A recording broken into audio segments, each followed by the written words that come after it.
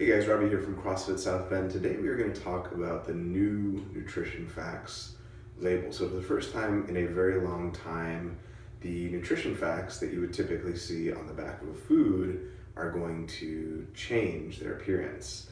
Obviously the content of the food will probably stay the same, although I'm sure some companies in response to this will try to change things a little bit to make their food look more appealing. But essentially what's changing is the way that certain things on the nutrition facts label on the back of foods is being displayed to people. And we're going to talk today about what some of those changes are, whether those changes are a good thing, and whether at the end of the day they really matter for you. Is this something you should really pay attention to or not?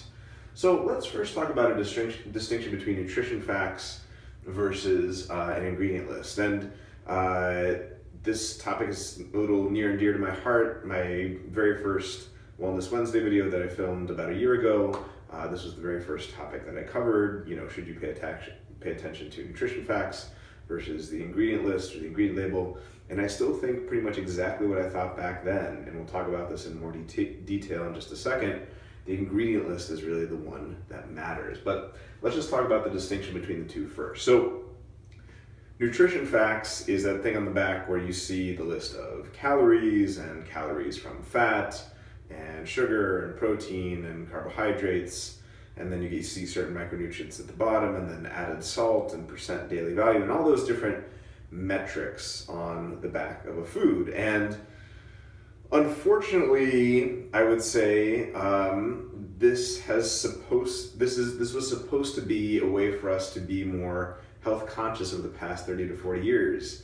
We all know that calories in, calories out, that equation, you know, if you consume more calories than you expend, then you're gonna gain weight, and if you expend more calories than you consume, you're gonna lose weight. Turns out that's not exactly true, and we've talked about that in previous videos, but this was supposed to be, the nutrition facts that was supposed to be the way that we were all going to get healthy again. Instead, what happened was that foods got loaded with all these frankenfood-like ingredients. You know, margarine would be an excellent example here. Low-fat items that have all these, you know, processed vegetable oils and artificial sweeteners. That technically, maybe on the nutrition facts, they look okay because they didn't have much in the way of calories, let's say, because of artificial sweeteners. They didn't have much in the way of sugars. For the same reason, they were still awful for you. So this project of trying to get people to lose weight and be more healthy by being conscious of calories in versus calories out and carbs, I would say in my personal opinion, and I think the evidence bears this out, has been a spectacular failure, especially in the United States. You know, we could have this discussion about other countries in the world, but we have only gotten fatter and sicker and more obese as a result of the way we've done things with food in this country over the past 30 to 40 years and even a little bit longer, and the nutrition facts label hasn't really helped. So really what you should be paying attention to is the ingredient list. Basically, what are the main ingredients in the food? And ideally, the fewer ingredients, the better. The stuff that is meant to last through the apocalypse, you know, usually the stuff in the center of the grocery stores, you know, your cookies, your cakes, your pies, your canned goods, all the rest of that stuff is usually not terribly healthy for you. So what's changing about the nutrition facts label? So a few things are changing, and I will say this, even though I don't in general think the nutrition facts are the most important thing to pay attention to, I think ingredient labels are far, far, far more important, or even the lack of ingredient labels, which we'll talk about later. But I do think these changes for the average consumer are going to at least be somewhat helpful. You know, we basically live, for lack of a better term, in a food apocalypse. Yes, we've basically taken care of a lot of issues as it regards to starvation, but more people are dying from overfeeding currently in Western countries than from underfeeding. And it's because of these hyper-palatable foods that these hyper-palatable frankenfoods that have overtaken the market. So I do think for the average consumer that's having fast food on a daily basis and processed foods and just generally isn't eating well, I think some of these changes may be helpful. So added sugars, I would say this is the best one by far. basically on the back of nutrition facts currently, if you were to look up sugar, it's just going to show you the total sugar content of the item. Now let's take an example, something like tomato sauce. So tomato sauce is obviously going to have some natural sugars from the tomatoes and the vegetables that are used to make the sauce, but there are also going to be certain brands of tomato sauce that are going to have added sugars in them as well. Things like ragu and prego come to mind. If you look on the back of an actual tomato sauce that is just made from real whole food ingredients, Rayo's is a brand I like. I think Mario Batali's brand is pretty good too, but there are a bunch of others too. I'm not endorsing any particular one. Those are just the ones that I like. You'll see that the sugar content is something like 3 grams per serving as opposed to 10 grams per serving for your traditional ragu or prego. So in that case, you can actually see with this new nutrition facts label, has there been sugar added in an artificial form versus the sugars naturally occurring? And that makes a difference because sugars that come from, let's say tomatoes are going to contain, well, first of all, it's still going to be sugar, but it's not going to be processed sugar that's entirely devoid of any nutrition.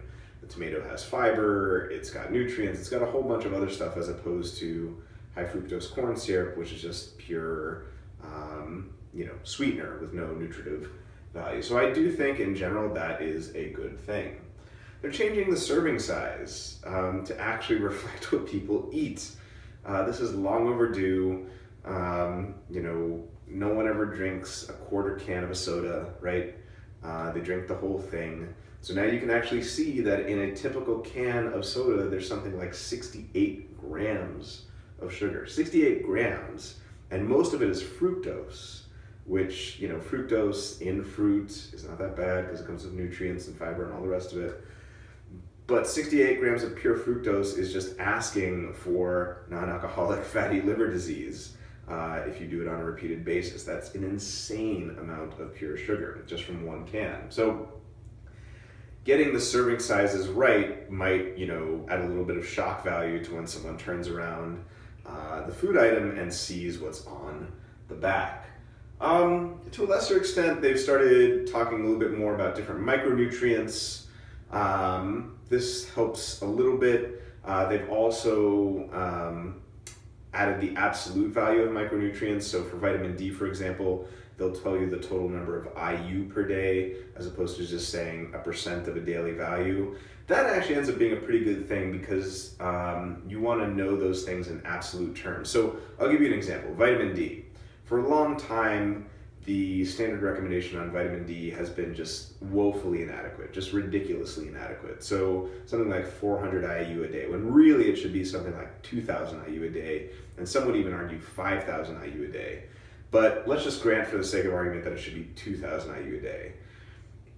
Based on the old micronutrient standards, where it said 400 IU a day, you would have been getting a lot more of your vitamin D according to those lowered standards than you actually really would have been if you had done it according to the standard of 2,000 IU. So basically, you get to look at micronutrients with eyes wide open now and not see these ridiculously small amounts. The other thing to keep in mind about micronutrients, the % daily value that they have, the recommended daily allowance, the RDA that they have for micronutrients on the back of foods and just in general, is the bare minimum you need to avoid severe nutrient deficiencies like rickets or pellagra. So they're not the optimal levels of micronutrients you should have. We're talking the bare minimum you need to avoid some serious deficiency. So that's another reason why the % daily value wasn't very good. So overall, is this a good thing? Sure, yeah, absolutely. I mean, it's better than not for the most part. Yes, I'd say especially the added sugars are a good thing. I kind of view this like McDonald's starting to serve salads. It should have happened a long time ago, and they had to be dragged kicking and screaming to actually do it. After fighting for years and years and years to say, oh no, we could be part of a healthy, balanced diet. They're finally starting to make these changes, and same thing with soda companies, same thing with cereal companies. They're only doing it now that their bottom line is being threatened. Most of these food companies are changing things. Now, in this case, it's not because any particular bottom line is being threatened. We're talking about the government mandating certain reforms. And again, I do think for the most part, yes, this is a good thing. But, boy, did it take them a long time, and boy, is this quite a bit short of what we would actually hope for. So it's a good step in the right direction, even though it's very small. So, in that regard, I think it can be helpful. But just like I said in my video last year, my very first Wellness Wednesday video about how to read an ingredient label, where I talked about the difference between nutrition facts and ingredient labels and buying better foods, I still think 100% that the best way to evaluate a food's quality and how good it's going to be for you is the ingredient label. That's really going to be the single biggest thing. You can have a food that appears good from the nutrition fact standpoint. Oh, it's only got 10 calories and it's got no sugars, and maybe that's because it's made from artificial sweeteners, which technically don't contain any sugar. Or for a long time, there was a product called Olestra, which was a type of compound that stimulated the flavor of fat that you would get from a lot of foods, but wouldn't actually be digested by your body. So technically, it wasn't part of the fat calories. So you could have all these, gizmos and widgets and different chemical tricks to make it so that the nutrition facts look good, when in reality, the ingredient list is crappy. So at the end of the day, what you want to focus on is real whole food ingredients. So if you look on the back of a bag of frozen potatoes at the store, it should say, organic red potatoes, let's say. It shouldn't say soybean oil. It shouldn't say dextrose. It shouldn't say, artificial preservatives and, high fructose corn syrup and all this other stuff. So in general, having a ingredient label that is clean, where you just see real whole food ingredients, is going to be the best way to evaluate a food. So that's really what I would say from a practical perspective. When you go to the grocery store or when you're looking online to buy some food to order, the ingredient label is going to be really the thing to focus on. And even more than that, I think one of the most interesting things is that typically the best foods out there for you don't have ingredient labels at all. So, beef. If you go to a local farmer's market and just get some beef from a local farmer, it's not going to have an ingredient label. It's not going to say, it's not going to have any nutrition facts on it either, typically. And if it did have an ingredient label, it would say one thing: beef. Or if you bought some chicken, it should just say chicken. Now, there are many, many, many products in lots of grocery stores where, you buy chicken breast or beef or something like that, and it's got all these artificial preservatives. That's a perfect example of something that is going in the not good direction. But in general, real whole food that existed long before nutrition facts, that existed long before ingredient labels, isn't going to have an ingredient label at all. Let's take another example. You go to your local store and pick up some kale or some lettuce. It's not going to have an ingredient label on it typically. Go pick up some sweet potatoes. It's not going to have an ingredient label on it or a nutrition facts label on it. Why? Because it's just a sweet potato. So same thing with apples, typically nuts, seeds, herbs. There's some exceptions here where, if it comes in a package or if it's sold by a particular brand, it's going to, have to have the federally mandated nutrition facts and ingredient label on it. But in general, these are going to be single ingredient items that don't necessarily need an ingredient label and typically don't have one, especially in the case of vegetables. So I think the best way to sum up here is the following. Overall, the new nutrition facts label is a small step in the right direction. I think it's headed in a good direction, even though I think it's a very, very teeny step in the right direction. At the end of the day, the ingredient label on the back of a food, or the ingredient list, is going to be the most important thing to pay attention to, not necessarily the nutrition facts. This goes back to our whole idea that we've talked about many, many, many times about how food quality matters a whole lot more than food quantity.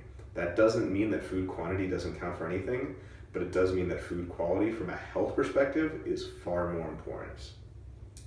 And even more importantly, the best foods of all are going to be typically the ones that are either single ingredients or that don't have an ingredient label at all.